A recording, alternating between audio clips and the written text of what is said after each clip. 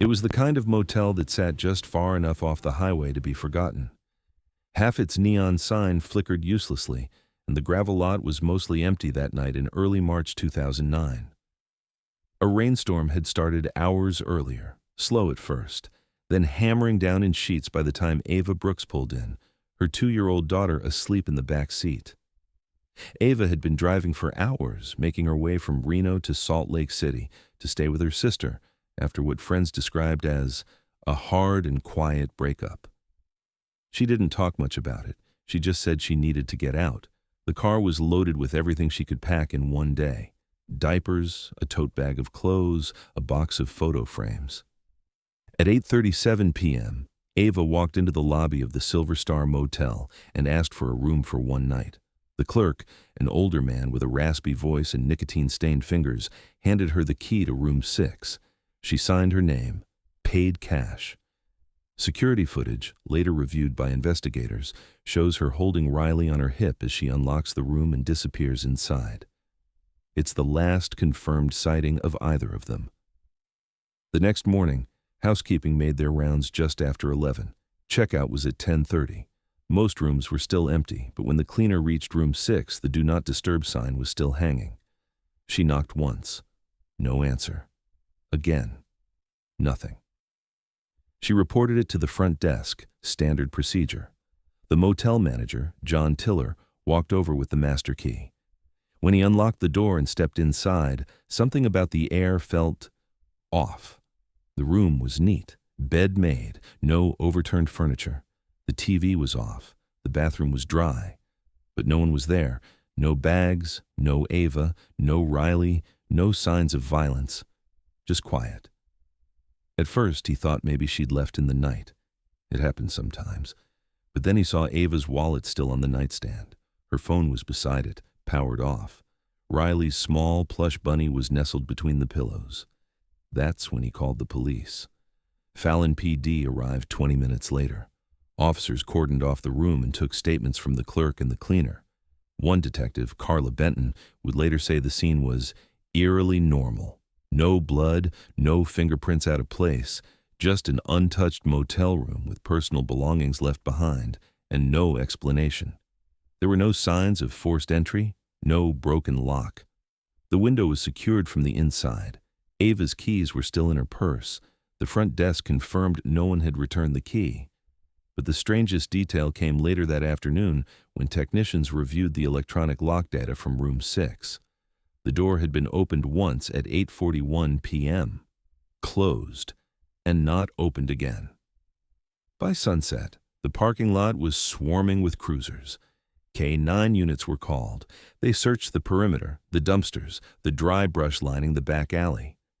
Nothing. Ava's car, a 2001 Honda Civic, was still parked near the side entrance, undisturbed. Inside were Riley's car seat, a few scattered goldfish crackers, and a sippy cup still half full. Nothing had been stolen. Nothing had been added.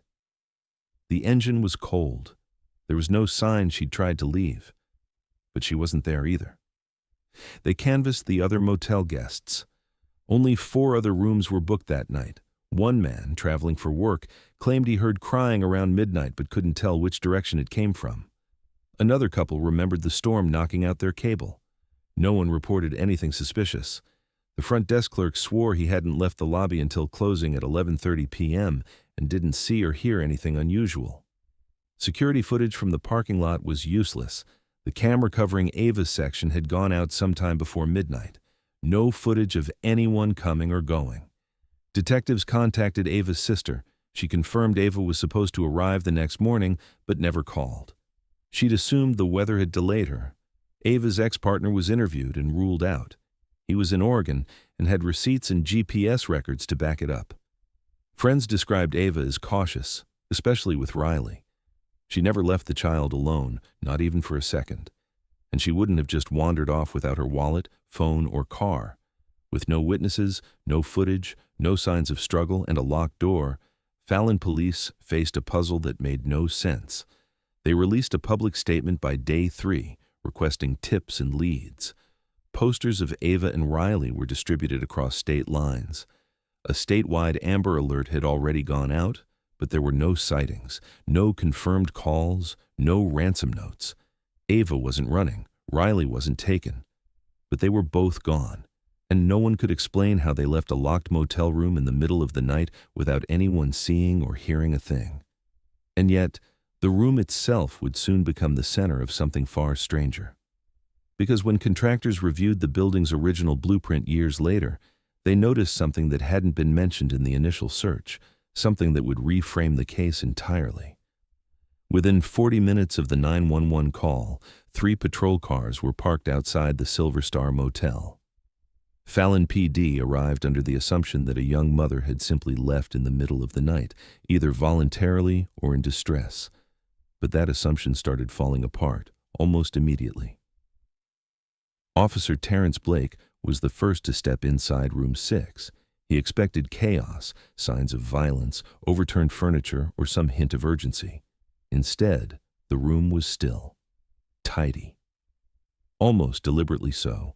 The bed was partially made, the bathroom spotless, the sink dry. On the nightstand sat a phone with a dead battery and a folded wallet, untouched. Inside were $23 in cash, 3 receipts from earlier gas stops, and Ava's driver's license, still tucked behind a baby photo of Riley. No suitcases were found, no diapers, no toiletries. Just a bunny toy left on the bed, leaning slightly forward as if it had been placed there on purpose. Investigators immediately turned to the motel's surveillance system.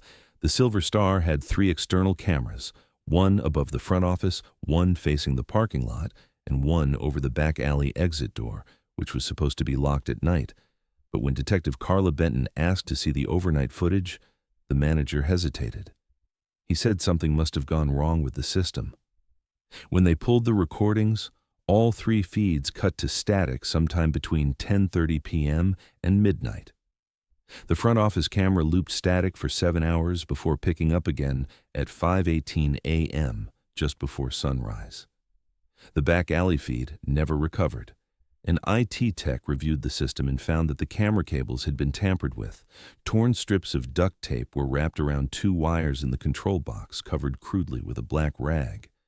Whoever did it didn't destroy the system. They disabled it just long enough to avoid being seen. It had been intentional, and someone knew where to find the main line. The parking lot showed no signs of movement. Ava's Honda was still parked in the same spot, keys not in the ignition. Officers took tire impressions from the rear exit area and found no fresh treads, no drag marks, no mud trails leading away. The only tire tracks matched Ava's vehicle from when she arrived. There was no evidence of another car pulling up that night. If she'd been taken, it hadn't been through the front or the rear, and there was no way a woman could have carried a toddler through the empty field behind the building without leaving footprints, especially in that storm. As standard protocol, nearby hospitals and bus stations were contacted within hours. Fallon General confirmed no walk-ins matching Ava's description, no Jane Does, no ER visits for injuries or trauma. Bus depots from Fallon to Carson City were alerted, but no ticket purchases, CCTV, or on-duty staff recalled seeing a woman with a toddler during that time frame. They checked traffic cams at the highway on-ramp but found nothing. Ava Brooks and her daughter had vanished, but they hadn't left the property. That much was clear. The motel manager and staff were brought in for statements. The night clerk, Marvin Rains, swore he hadn't stepped outside the office after 11:15 p.m. He'd been watching TV in the back room. He remembered Ava checking in and remembered the baby being asleep on her shoulder. He remembered asking her if she needed anything for the storm. He said she just wanted to sleep. He never saw her again. Housekeeper Nellie Garcia had cleaned room 6 earlier that day. She said everything looked normal. Fresh sheets, no broken locks, no maintenance issues. She mentioned that sometimes the closet light flickered, but it was working fine that afternoon. She'd been with the motel for 8 years, never had a guest go missing. Not once. When asked about hearing anything strange, she just shook her head. The walls were thin. If something violent had happened, someone would have heard it. One guest staying 2 rooms down said he'd heard a loud bang sometime around midnight. a thud against a wall or floor. But the wind had been howling that night, and he assumed it was a tree branch or trash can tipping over. He'd put a pillow over his head and gone back to sleep. Another guest thought they heard faint crying at some point, but couldn't say when. Maybe earlier, maybe morning, maybe the TV. No one was sure. The motel had no insulation, sounds carried, but nothing stood out enough to raise alarm. Inside the Honda, crime scene techs bagged a few key items: a crushed juice box, a diaper bag with unused wipes, a small coloring book with Riley's scribbles. Her car seat was still buckled in the back. The straps had been adjusted to her height. There were no fingerprints on the handles except Ava's. No blood, no hair, no signs of struggle inside the vehicle, no dirt or scuff marks suggesting someone had leaned in or dragged a child out. The glove compartment had a single folded map and a receipt from a gas station dated just hours before they arrived at the motel. Detectives revisited the locked room puzzle. The motel used old keycard locks, but room 6 had a backup deadbolt that could only be secured from inside. It was still latched when staff opened the room the next morning. Ava couldn't have locked it behind her. There were no signs of tampering, no signs of entry from the window, which was also latched from the inside. The theory of a voluntary disappearance became harder to support. No phone call, no money taken, no car used, no child seat moved, no video of them leaving. And no one else had entered the room, according to every available record, after the door was locked at 8:41 p.m. The investigators were now left with a chilling realization. Either Ava and Riley left through a method no one could account for, or they never left at all. But the room was empty, and the clock kept ticking. Within days of the disappearance, the Silver Star Motel became more than a scene. It became a name, the kind that spreads through late-night radio callers and early morning news anchors. Fallon wasn't the kind of town used to national attention, but reporters arrived quickly, some standing on the sidewalk out front, others knocking on guest doors for quotes. The story hit that uneasy nerve between domestic fear and the impossible. A mother and child vanishing from a locked room. No violence, no ransom, no trace. As police released statements, public interest grew.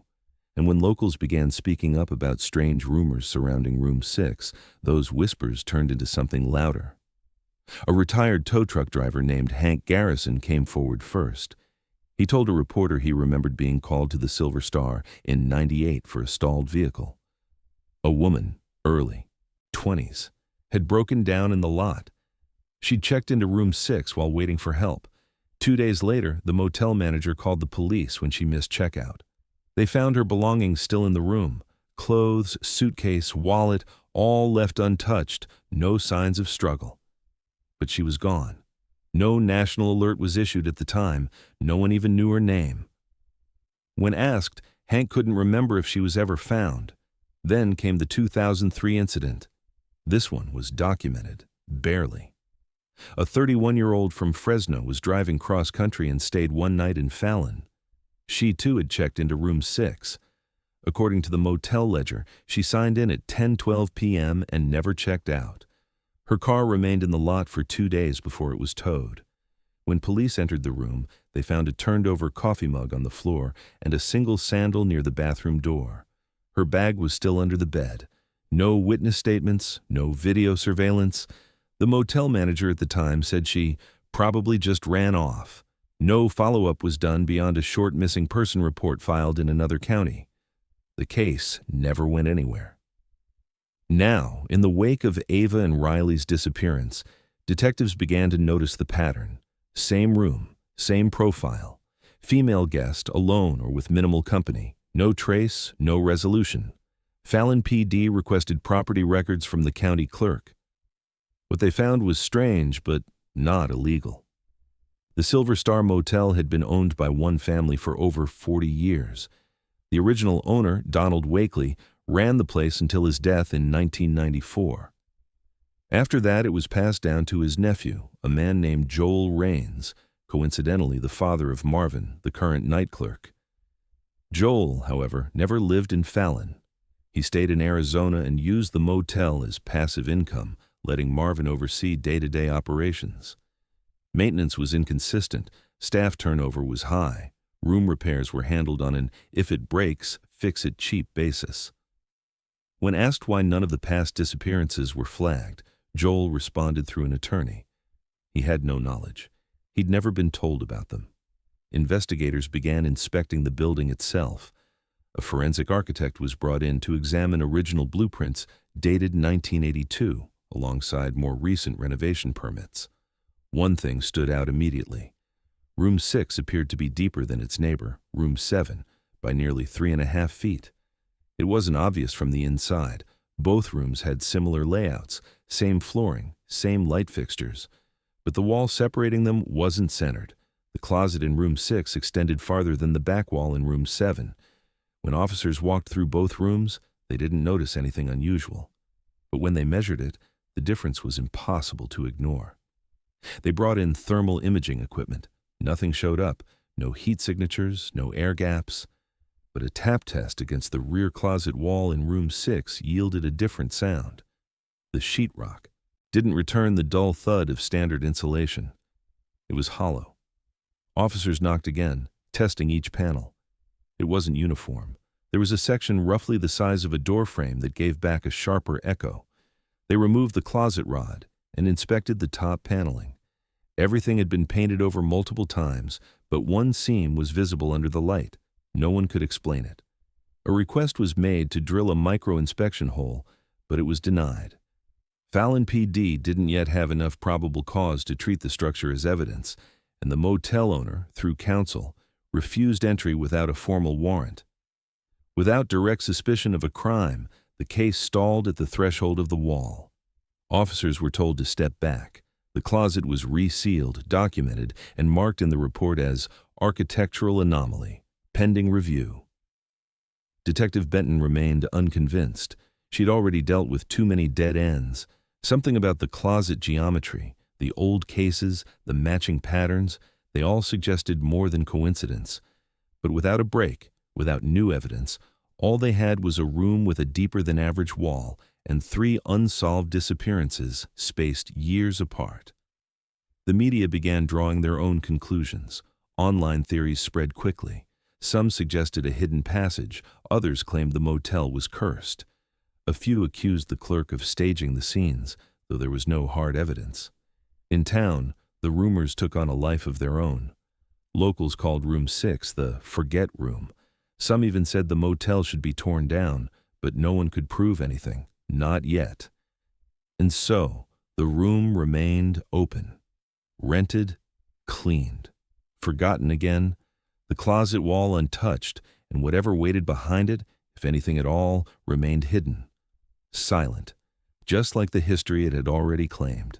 7 days after Ava Brooks and her 2-year-old daughter vanished from Room 6, Fallon PD received another call from the Silver Star Motel. It wasn't about a break-in or new evidence. It was about an employee, Maria Figueroa, the motel's longest-serving housekeeper. She hadn't shown up for her shift. At first, the manager thought she'd quit.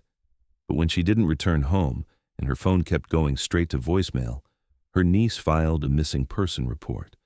Maria was known for her reliability. She had worked the same schedule for 9 years, never missed a day without notice.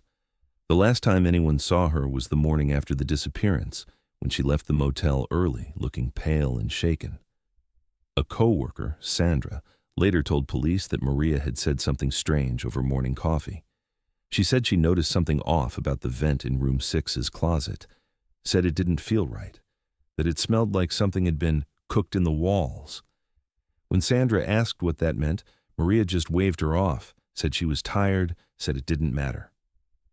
Detectives immediately pulled Maria's employment, records, and interviewed staff. She had cleaned Room 6 the day before Ava arrived. That would have been March 2nd. Notes from her shift showed nothing unusual, but Sandra insisted that the vent had bothered her, that she mentioned hearing something faint while vacuuming, like a soft scratching inside the wall, just above the closet rack. No one else had heard it, but Sandra said Maria was serious. She planned to tell management, but then the disappearance happened, and the next day, Maria was gone.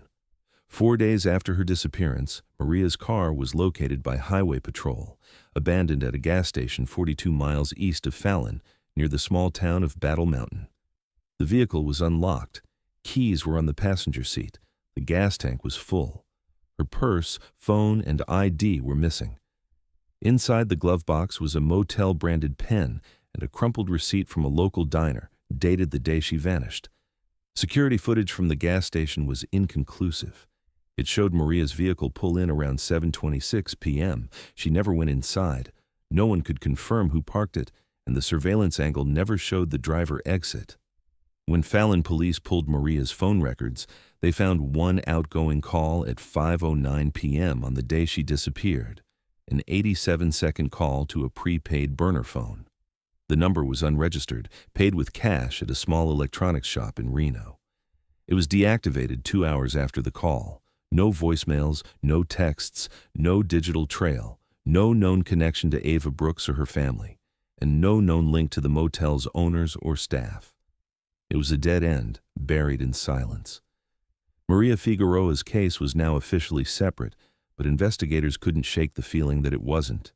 2 disappearances, linked by one room, and now 2 women with access to that room, one before, one inside, had both vanished without a trace. Fallon PD formed a joint task force, temporarily pooling resources from the Nevada State Patrol and local FBI field office. But public confidence had already begun to erode. News segments replayed Maria's last day at work. Interviews with her niece painted her as a cautious woman, deeply religious, and not the kind to take risks or run away. She had no debts, no criminal history, and had never gone off-grid. Her disappearance, like Ava's, made no logical sense. Within days, online forums exploded. Theories ranged from elaborate trafficking rings to government mind control experiments. One thread claimed Room 6 was part of a failed Cold War experiment in sensory isolation. Another suggested the motel was built on old military tunnels that had never been sealed. Someone posted an image comparing the motel's blueprints to the layout of a decommissioned missile silo in Texas. It wasn't accurate, but it didn't matter. People were desperate for meaning. The facts weren't enough. Fallon PD held a press conference urging the public to avoid conspiracy speculation. They restated their commitment to the case and asked for any tips about Maria's last movements. But the damage was done. A local paper ran a story titled, "The Room That Eats People." It was picked up by national outlets. Ava and Riley's names were mentioned in the same breath as Maria's. The Silver Star Motel became a symbol of something darker, something no one could explain. Investigators returned to Room 6 multiple times. They rechecked the closet, removed the vent cover, dropped a snake camera into the duct. It snaked only 3 feet before hitting a dead end. No passage, no heat signature, no evidence. They knocked again on the wall behind the closet. Still hollow, still sealed, still no probable cause to tear it open. Maria's family organized a search party, combing the highway, desert brush, and gas station perimeter. Volunteers walked in silence, carrying her photo, calling her name. But there were no tracks, no scent trails, nothing to follow. As if the moment she stepped away from that car, she'd stopped existing. And once again, Fallon was left with a question it couldn't answer.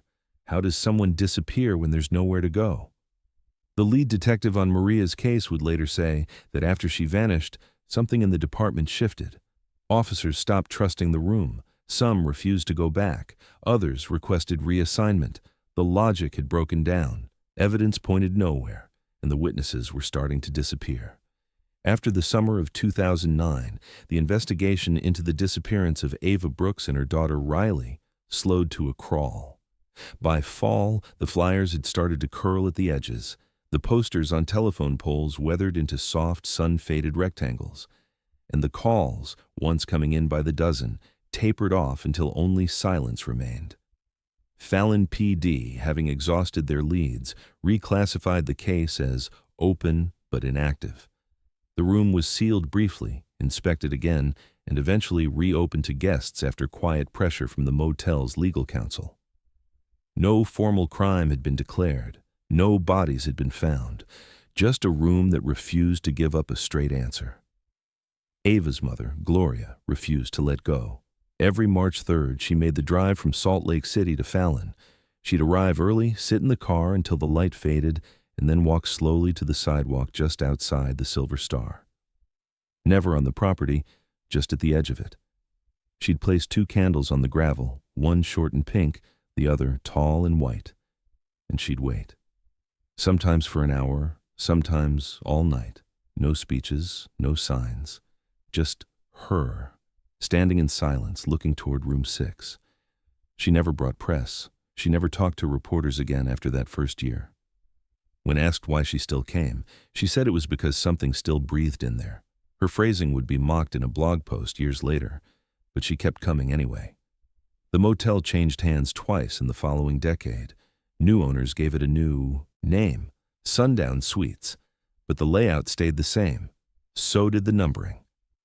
Room 6 remained Room 6. Eventually, they stopped renting it out, citing plumbing problems when asked.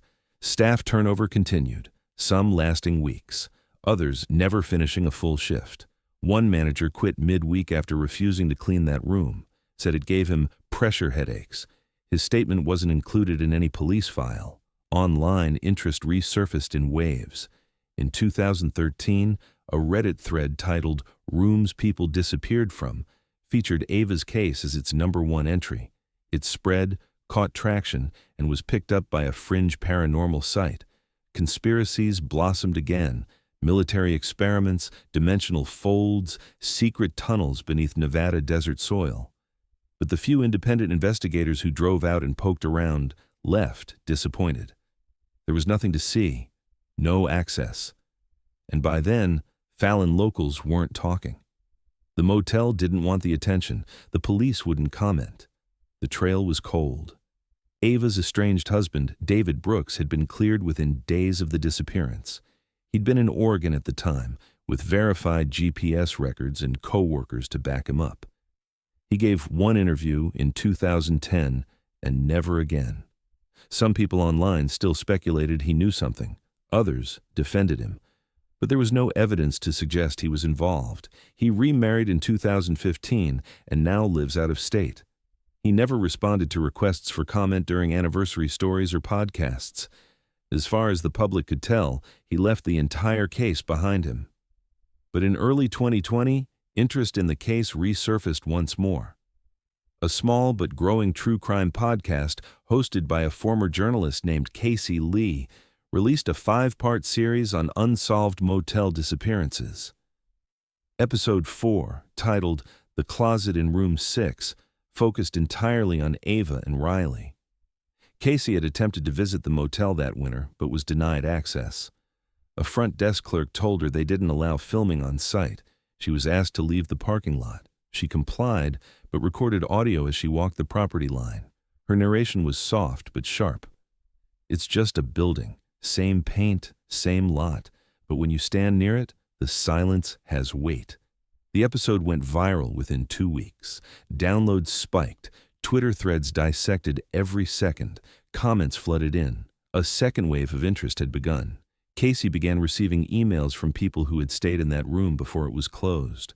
Most were vague. Some were obvious hoaxes. But one stood out. It came from a man named Dennis Crane, a traveling vendor who stayed in room 6 in the spring of 2005. He didn't report anything at the time, but he claimed to remember one night clearly.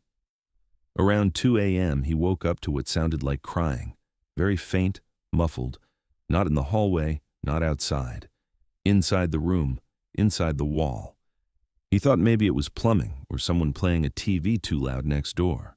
He told himself that and went back to sleep. But when the Ava story resurfaced, he said it hit him hard.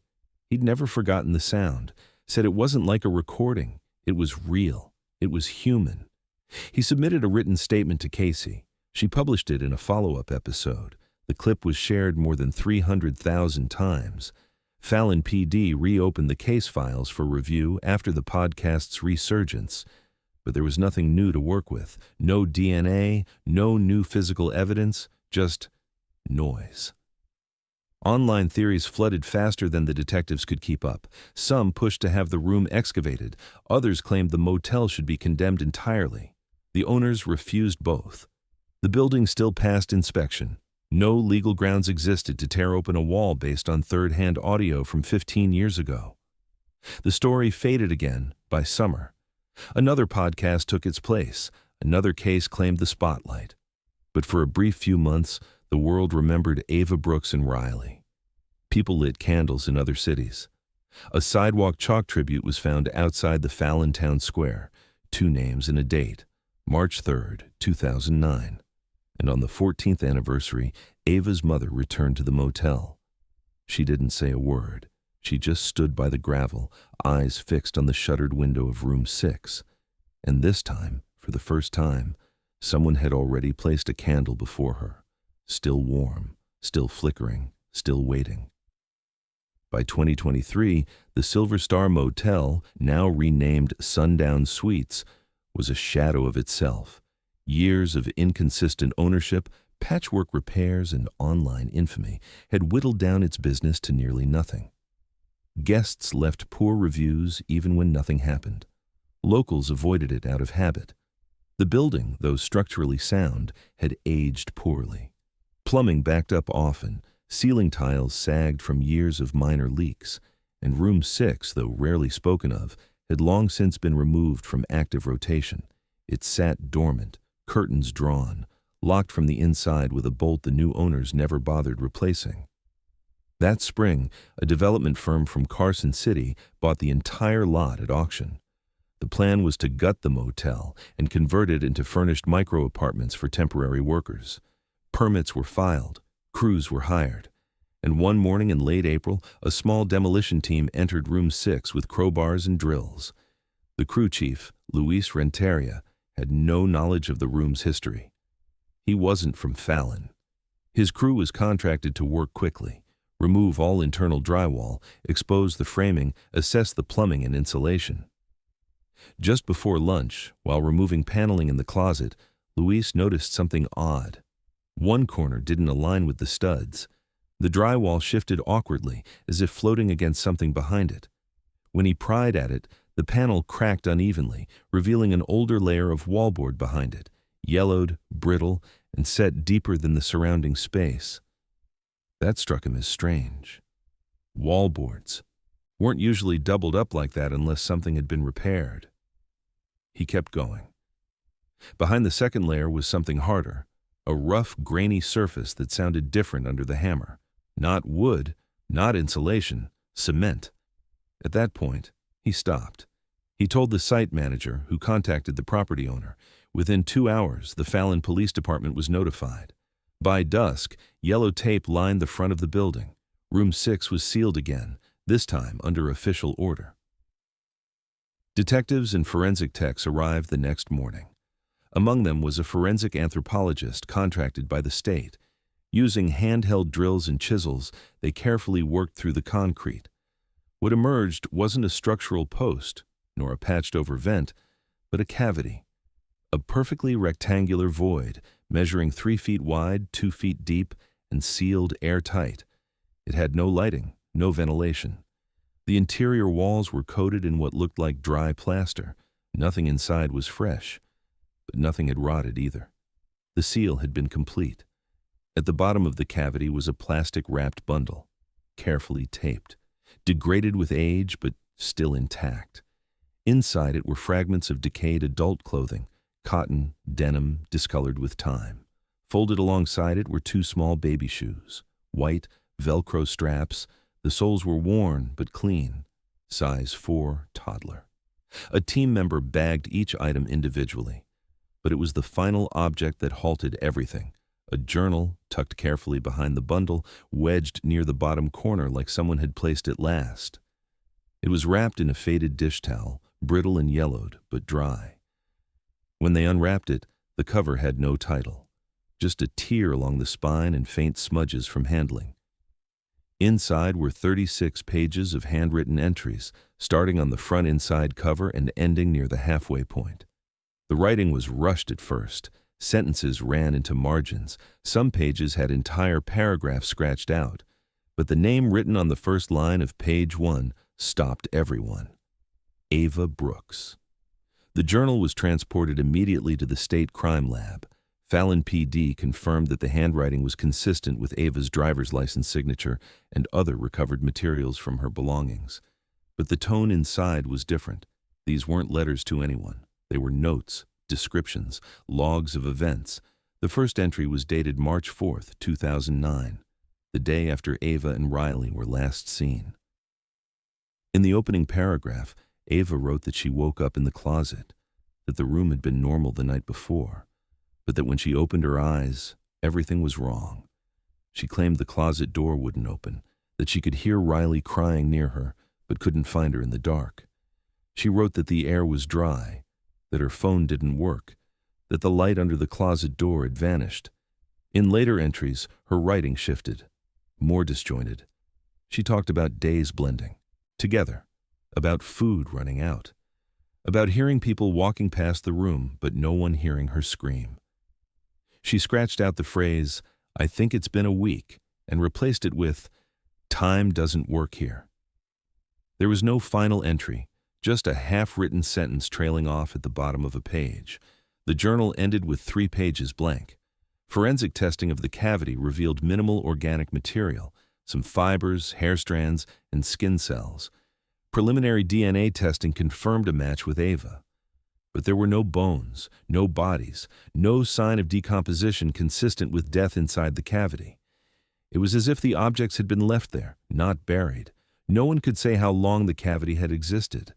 No records showed renovations involving concrete. No maintenance reports explained its construction. The original blueprint still showed the closet as a standard 4-foot square. But this space was deliberate, and someone had sealed it before drywalling over the entire closet. The discovery made headlines within hours. National outlets ran the story as breaking news. But beneath the shock and speculation, one thing was clear. After 14 years, something had finally been found. But instead of answers, it had only reopened the questions. Questions now fixed in concrete, wrapped in silence, and left behind a wall no one was ever supposed to see again. The journal was taken into evidence the same day the cavity was discovered. Despite the sealed environment preserving most of its contents, several pages had water staining along the bottom edge, blurring words and dissolving lines into ghosted impressions. The cover was soft, cloth-bound, not unlike a personal diary. No branding, no lock. Just a stitched seam holding pages together that were clearly turned often. Some corners were dog-eared, some torn. But the first thing analysts confirmed without doubt was that the handwriting belonged to Ava Brooks. Compared to her known writing samples from school forms, DMV signatures, and receipts recovered from her vehicle, the match was strong. The tone, though, was something else entirely. The opening entry was dated March 4th, 2009. That alone stunned investigators. It meant Ava had been alive at least one full day after disappearing from room 6. It also confirmed something much harder to explain. In her own words, Ava wrote, "I don't know how we got here. The door was locked when I woke up. Riley was next to me. I remember the motel. I remember the storm. But this isn't the room we fell asleep in." The description that followed was disjointed but clear. She claimed to be inside what felt like a closet, though it no longer opened. She could hear noises outside, movement, voices. But no one answered her when she screamed. She wrote that the light changed. Sometimes it flickered on the other side of the door. Sometimes it disappeared for hours. At one point, she knocked on the walls until her knuckles bled. No, one knocked back. Each entry after that grew shorter, not because she was writing less, but because she was writing faster. The words pressed hard into the page, margins filled, phrases repeated. In one section, she wrote the same sentence 4 times. "I know we're still in room 6. I know we're still in room 6. She described Riley as calm, more than calm, quiet. "She doesn't cry anymore. She just listens. I think she hears something I can't." She mentioned hunger. She mentioned thirst. She mentioned time feeling wrong. By the 5th entry, she stopped using dates altogether. The journal alternated between 2 distinct modes, brief moments of clarity, then long passages of what investigators described as emotional disorientation. Ava wrote that the closet changed shape, that some nights she could stand, other nights she had to crouch. She said there was a sound behind the drywall, a clicking sound, rhythmic, that only happened at night. She tried to tap back in patterns. Once, she claimed she saw something shift through a seam in the closet ceiling, like plaster pulling back, then resealing. She wrote, "Riley watches the wall now. I try to cover her eyes, but she pushes my hands away. I think she knows what it is." Detectives debated how to interpret that. No physical evidence supported the idea of a changing structure. The cavity had been a sealed void. No mechanisms, no panels, no air vents. But Ava was describing something that moved, or at least something she believed moved.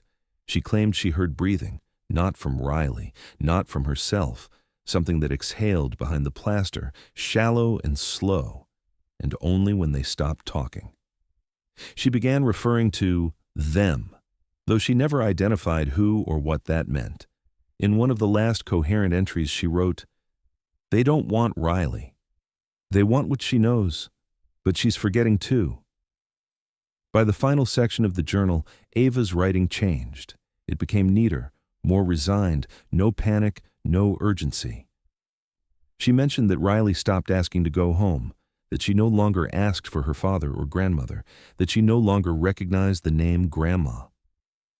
Ava described this as the moment she realized something was wrong, not with the room, but with memory itself.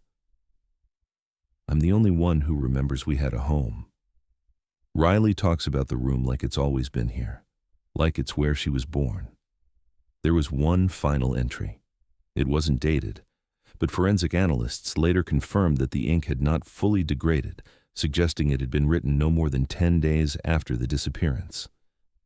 Ava signed her name at the bottom of the page, not in her typical style, just 3 capital letters, AVA. Above it she wrote, "If you find this, the door never opened." Not once. Don't let them tell you we left. Don't let them tell you we ran. The journal was sent for further analysis, ink composition, pressure depth, paper. Origin. Everything was consistent with 2009 materials.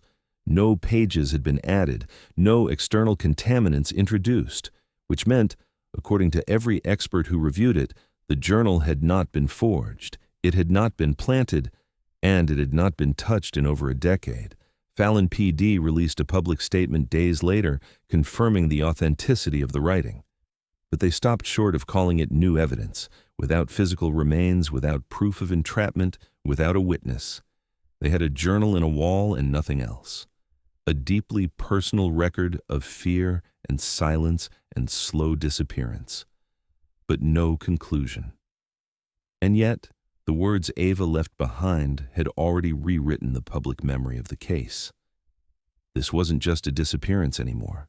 This was someone documenting the moment she realized she was being erased. The results came back within a week. The journal recovered from the concrete cavity had already been confirmed as Ava Brooks's by handwriting analysis. But now, the DNA work began to fill in the gaps. Swabs from the book's edges, the inner binding, and the wrapping cloth were tested for epithelial cells. What they found was both expected and deeply unsettling. Skin cells consistent with Ava's were embedded in the fabric and paper fibers. A secondary profile, smaller in concentration, was confirmed as belonging to Riley Brooks. The last known samples of Riley's DNA, taken from a baby brush found in the trunk of Ava's car, were stored in evidence since 2009. The match was definitive. The journal had been handled, touched, and written by Ava Brooks, and at some point, Riley was present alongside her. But that was all they could confirm. Presence, not cause, not time of death, not location of remains, because there were no remains. The clothing fragments pulled from the bundle were degraded but still identifiable as adult and child garments. One denim sleeve matched a jacket seen in surveillance footage from the night Ava checked in. A small cotton sock, likely Riley's, was sized and tested. Again, both samples showed the same DNA match, but no blood, no hair roots, no tissue, no fluids. There were no signs of injury or trauma.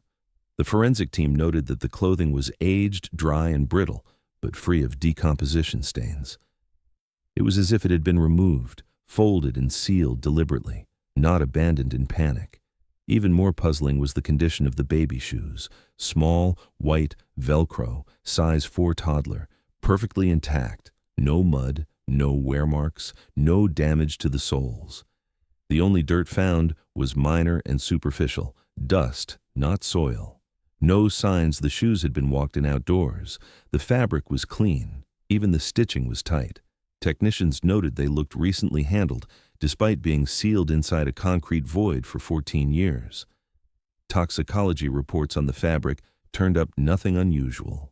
No sedatives, no trace drugs, no chemical residue suggesting poisoning or restraint, no chloroform, no ethanol. The cavity itself, once fully mapped, offered no ventilation system, no visible mechanism, no airflow.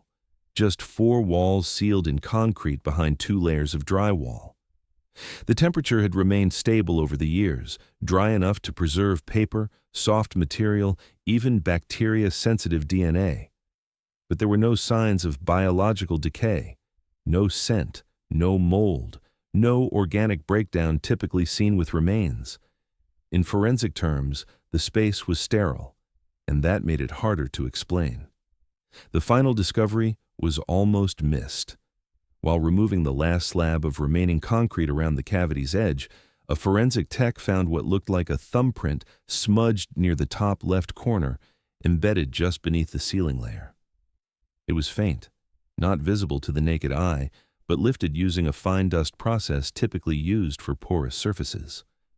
When run through the state database, it returned a partial match. A former employee of the Motel, a man named Ellis Ray Borman. Ellis had worked maintenance at the Silver Star in the early 2000s, off and on under the previous owner. He'd been contracted irregularly, not officially on payroll, but listed on several invoices for plumbing and structural patchwork. In 2004, he was arrested in southern Nevada for false imprisonment, accused of restraining a woman inside his RV during an argument. Charges were eventually dropped, but the record stayed. In 2007, he was cited again, this time in connection with an abandoned storage unit rented in his name that, according to the report, contained personal items and bedding associated with child occupancy. No children were ever found. He was never formally charged. He died of a heart condition in 2014 at a VA hospital in Reno. At the time, he was 67 and living in a long-term care facility. There was no known connection between him and Ava Brooks. His name had never appeared in any previous documentation related to her case. Detectives now had a fingerprint belonging to a man with a questionable history and a confirmed presence at the motel during the period when at least one of the earlier disappearances had occurred. But he was dead, and his timeline didn't fully align with Ava and Riley's. He hadn't worked for the motel in 2009. No employment records tied him to the building after 2005. So how did his fingerprint end up beneath a concrete wall that hadn't been broken open in over a decade? One theory began to form. Investigators speculated that the cavity may have been constructed earlier, possibly even before Ava ever entered the room, that the space existed long before her disappearance and had been sealed, perhaps reopened, and then sealed again. A hidden compartment designed for concealment. That would explain the lack of trace elements. That would explain the fingerprint under the concrete. But it didn't explain why Ava's journal had a final entry dated 10 days after she vanished. It didn't explain how she described events that matched what the public didn't know until years later. And it didn't explain how the baby shoes had no age corrosion or dust layering consistent with long-term burial. There were no answers, just deeper contradictions. The evidence confirmed what no one wanted to believe. Ava and Riley had not simply walked away. They had been sealed inside something. But whether they had been alive in that space, or placed there later, or trapped in something that no longer made forensic sense, remained unresolved. A wall had been broken, a name uncovered, but the door Ava wrote about in her journal had never been found. The investigation pivoted, stalled, then quieted again. Because even with new science and new names, the most important question still lingered. If Ava and Riley had never left room 6, then where had they been for the last 14 years? The construction records weren't reviewed until months after the cavity was discovered, long after the journal was authenticated, and Ava Brooks's name had returned to national headlines. But when Fallon PD reopened the original building permits from the late 2000s, something immediately stood out. A remodeling application had been submitted for room 6 in November of 2008, barely 4 months before Ava checked in. The name on the permit was Ellis Ray Borman. At the time, his application listed the work as non-structural interior repairs, marked as completed in under 2 days. It was signed off by the county without inspection due to the low-risk category. On paper, it looked ordinary. But the date placed him inside room 6 just before it became something else. Detectives cross-referenced the work order with existing blueprints. The original layout of room 6 from 1982 included a shared duct system between 4 rooms, rooms 5, 6, 7, and 8. Each unit had a closet positioned along the same internal wall. A vent line, roughly 14 inches wide, had run behind them, connecting to an outdated HVAC system that was removed in 1999. When new units were installed, most of the ducting was left sealed but not demolished, essentially dead space behind the closet walls. But in the updated blueprint submitted by Borman in 2008, the outline of room 6's closet was no longer a square. It was rectangular, deeper. The vent was gone. The language used in the drawing was vague: insulation and structural closure of non-functional space. Investigators realized no one had ever questioned the change. That oversight triggered a re-review of every report from 2009. And that's when the second mistake came to light. No one had checked the air duct path behind the closet, not even once. Thermal scans done after the disappearance had shown no abnormal heat signatures, but no physical inspection had been conducted. No fiber cameras, no pressure tests. The case had focused on the room's entrance and windows, never the walls themselves. And by the time suspicions shifted toward structural concealment, the room had already been reoccupied and the vent line, if it still existed, was completely sealed. Police tracked down a now-retired HVAC technician named Ronald Kempler, who had worked for a private contractor in Reno in the early 2000s. He remembered room 6, not because of the disappearance, but because of how strange the job was. According to his statement, he'd been called out once to look at airflow issues in 2 adjoining rooms.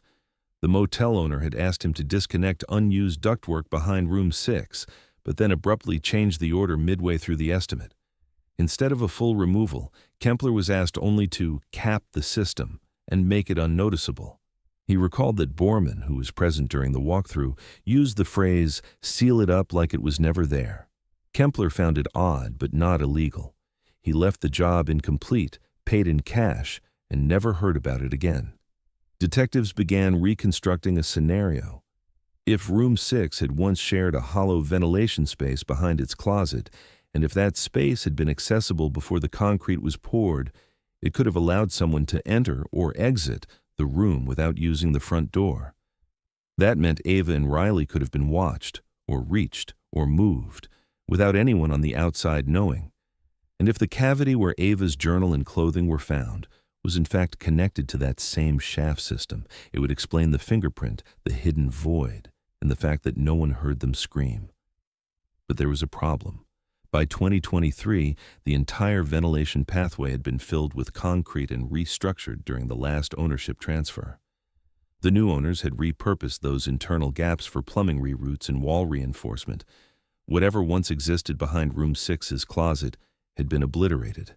No trace ductwork, no shafts, no architectural signature left behind.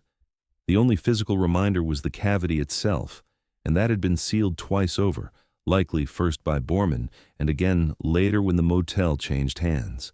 Police mapped out timelines. They now believed Borman built the hidden space sometime between late 2008 and early 2009. Whether he used it or someone else did later was unknown. There were no camera feeds, no eyewitnesses, no chain of custody linking him directly to Ava.